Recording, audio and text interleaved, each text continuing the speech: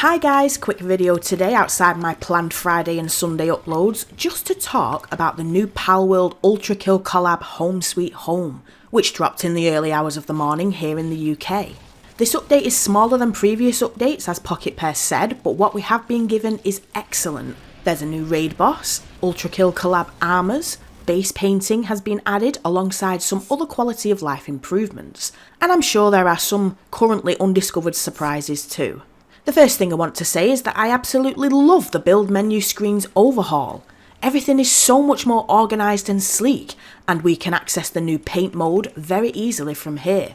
The layout is definitely going to take some getting used to, but if this is a small preview of what's to come in 1.0, then this is a good sign that Pocket Pair are on the right track. Not only can we customise the colour of items categorised as a foundation, which I'll get to in a moment, but we also got some new build structures that will further enhance the possibilities, such as triangular, pyramid and corner roofing, large pal passage entrances, hallelujah, and triangular foundations on walls. We can also favourite certain structures which then show up under a new favourites menu tab.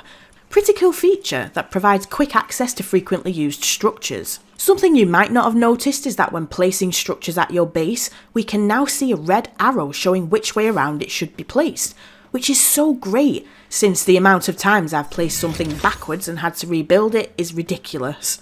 The base painting is excellent, but I have to be honest, I'm a little disappointed we can't change the colour of furniture and I can't seem to recolour the Japanese style foundations. I'm not sure why. Anyways, you get a few preset colours to choose from, but then you can create your own custom palettes by adjusting the colour, saturation and brightness sliders. I've never played ULTRAKILL, but the armour is really cool. You can unlock 2 armour sets in the tech tree by using ancient tech points, then craft them at production assembly lines. The V1 armour can be crafted at the normal production assembly line, and the V2 armour requires production assembly line 2. I've not come across any ULTRAKILL weapons yet, but they might need to be crafted from schematics. Next, let's talk about the new raid boss pal, which is called Heart Alice. To get Heart Alice, you need to collect slab fragments from chests or expeditions to summon this pal at the summoning altar the same way you would with all other raid bosses.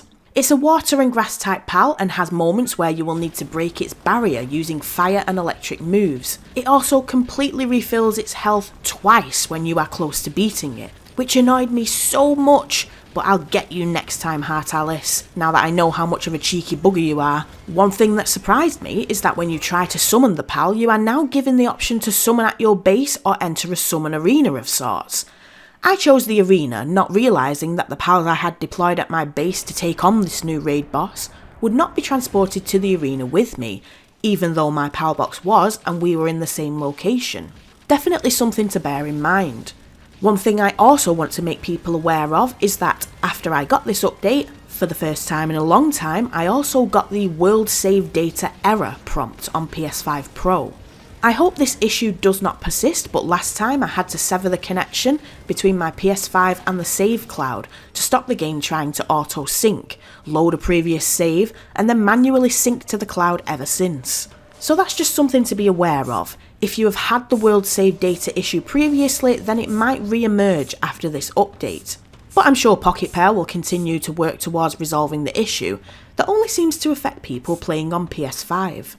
So that's everything I've discovered about the ULTRAKILL update so far. I hope you all enjoy the new additions and create some vibrant bases with the awesome new paints.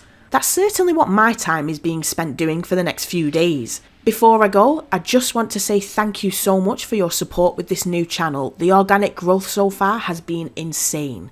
It's nice to know that others are as passionate about Palworld as me. I've been Heather at Paltopia, and thank you very much for watching.